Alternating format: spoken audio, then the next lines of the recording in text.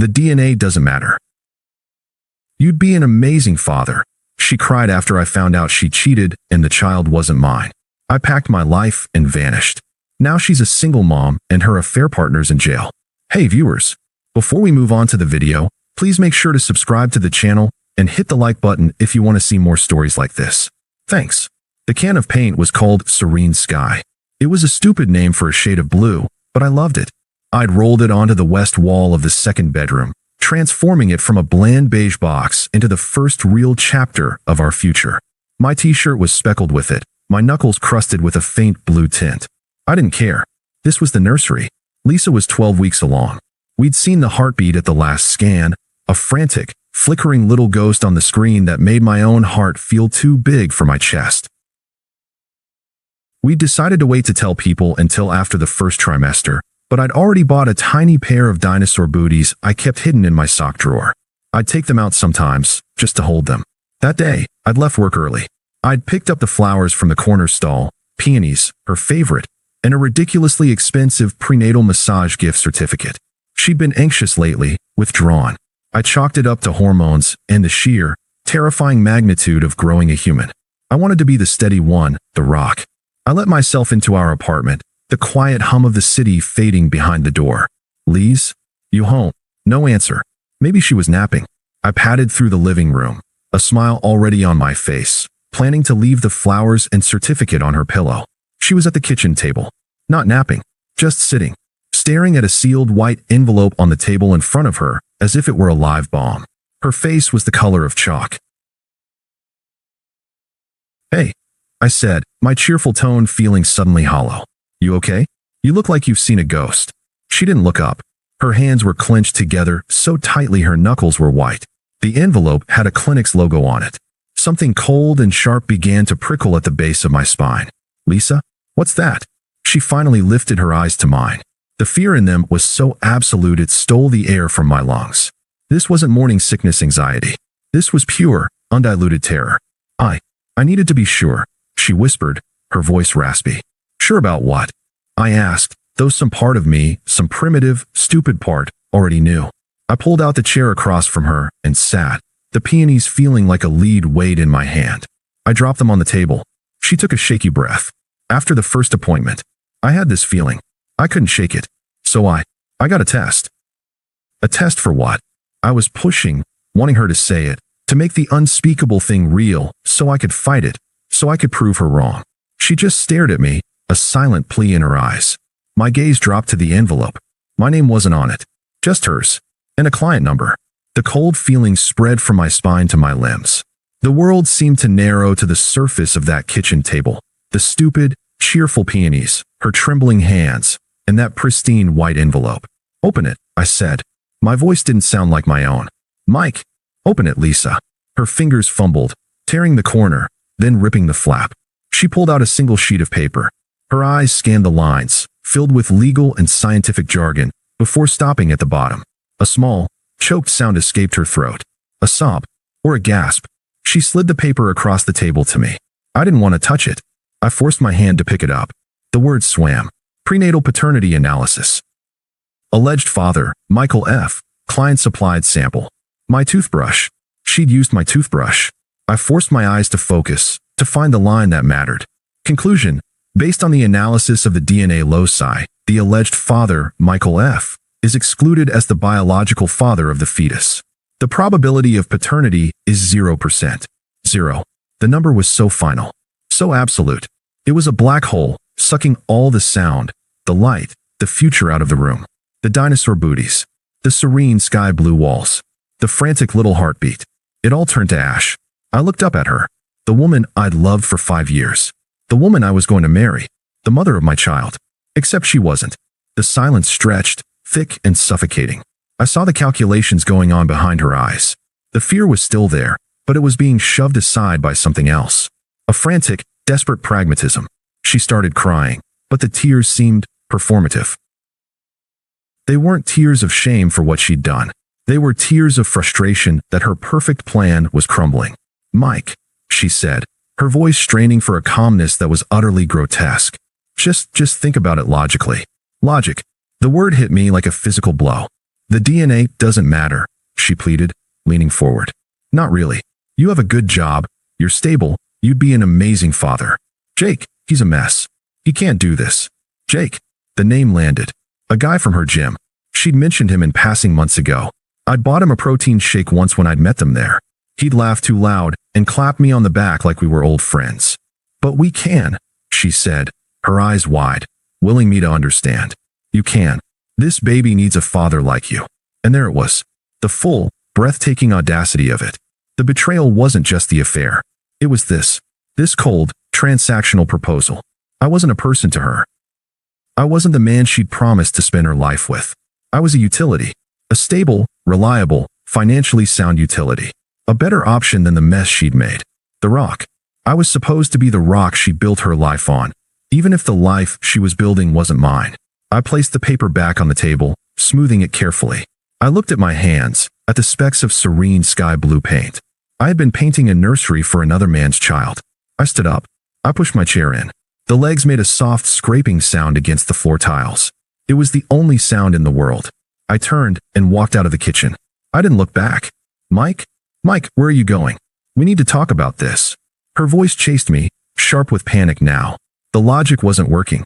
I walked down the hall to my office, opened the door, stepped inside, and locked it. I leaned my back against the wood and slid to the floor. On the other side, I could hear her crying. Not for us. Not for the life she'd shattered. She was crying for her backup plan. And it was walking away. The grain of the office door pressed against my back. Each muffled sob from the kitchen was a tiny, distant explosion. They weren't pleas for forgiveness.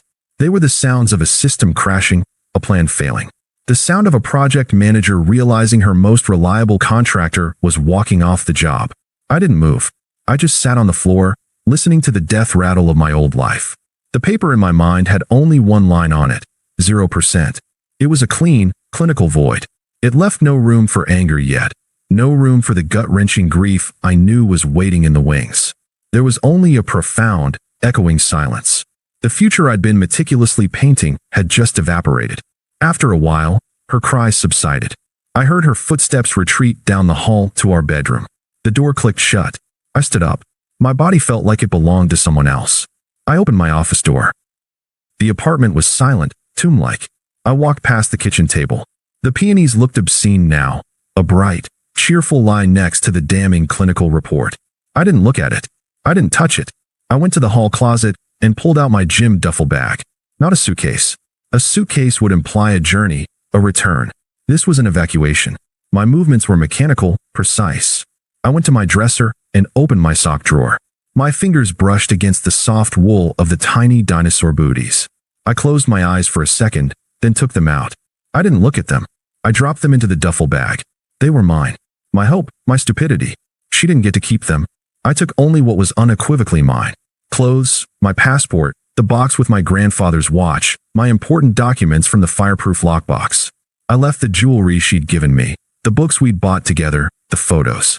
I was a ghost curating my own remnants. I walked into the nursery. The smell of fresh paint still hung in the air. Serene sky. I looked at the wall I'd spent so long perfecting. In the dim evening light, it looked gray and dead. I went to my laptop on the desk and logged into our joint bank account. I calculated my half of the rent and utilities for the next month. A final payment.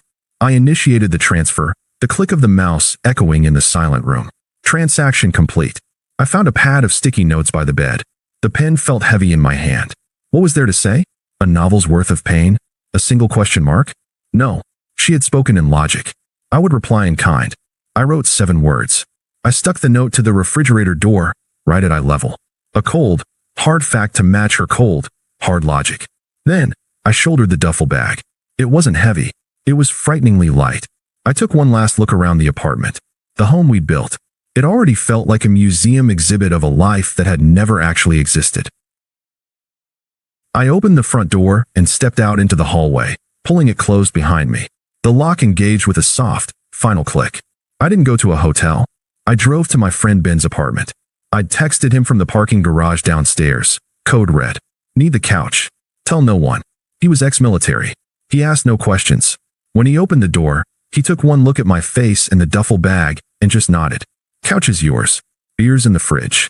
I dropped the bag on his floor. My phone, still silenced, began to light up in my pocket. Lisa. Then again. And again. Then a string of texts popped up on the screen. Lisa, where did you go? Lisa, we need to talk about this like adults. Lisa, you can't just run away from your responsibilities. Lisa, Mike, answer me. This is childish. The anger began then, a low simmer replacing the numb shock. Responsibilities. The word was a spark on gasoline. I didn't respond. I went into the settings of my phone, my fingers moving with a calm I didn't feel. I blocked her number. Then I opened my social media apps and blocked her there, too. One by one, I severed the digital threads. The texts started coming from an unknown number. Her friend, Sarah. Unknown number. Mike, it's Sarah. Lisa is really worried. She's pregnant, you know. You need to come home. Unknown number. This is really shitty of you. She's a mess. I blocked that number too. The next morning, from a different unknown number, the tone shifted. Unknown number. My parents are asking about the wedding plans. What am I supposed to tell them? Unknown number. The landlord needs to know about the lease. You're really going to screw me over financially? I deleted them. I drank Ben's coffee. I called my boss and explained I had a family emergency and would be working remotely for a week. Ben left for work, clapping me on the shoulder on his way out. Rage clean if you need to. Just don't break the good TV. I was alone in his quiet apartment. The silence was different here. It wasn't the suffocating silence of the apartment I'd left. It was empty. A blank page. I opened my duffel bag to unpack. My clothes, my documents. My hand closed around the tiny dinosaur booties at the bottom. I pulled them out and held them in my palm. For the first time, the grief hit me, a physical wave so powerful it doubled me over. I sat on the edge of Ben's couch, crying silent, heaving sobs that felt like they were tearing something loose inside my chest. I cried for the ghost of a child, for the future that was stolen, for the man I was 12 hours ago, who was so blissfully, tragically stupid. When it passed, I felt hollowed out, but cleaner. I placed the booties on Ben's bookshelf, a tiny monument to my own naivety. Then I got online and found a furnished studio apartment for a 6-month lease. It was available immediately. I was no one's rock. I was no one's backup plan. I was just a guy on a couch, starting from less than zero. And for the first time since I'd seen that envelope, I took a full, deep breath. It was mine. The air was mine. The silence was mine. The ruin was mine. And I would build something new from it. Alone. The silence was my sanctuary. The studio apartment was a blank box with a bed, a couch, and a view of a brick wall. It was perfect. There was nothing of us here. No memories, no ghosts, just the sterile hum of the refrigerator and the distant sound of city traffic. I built a new routine from the ground up. Wake up, run until my lungs burned. Work from home, losing myself in lines of code that obeyed a logic I understood. Lift weights at the gym, pushing the physical until it drowned out the emotional. I was a ghost in my own life, and I was meticulously building a new body for myself. The attempts to reach me were a distant, persistent buzzing, like a fly against a window pane on the other side of the house. They came in waves. Wave 1, the angry and the entitled. From a new number every few days. Unknown, you're really going to abandon us? I knew you weren't strong enough. Unknown, my doctor's appointments are starting. You promised you'd be at all of them. Unknown, we need to figure out the baby registry.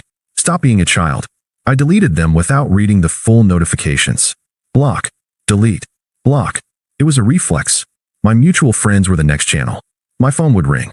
Mike, hey, listen, Lisa called me. She's really struggling. She says you just vanished?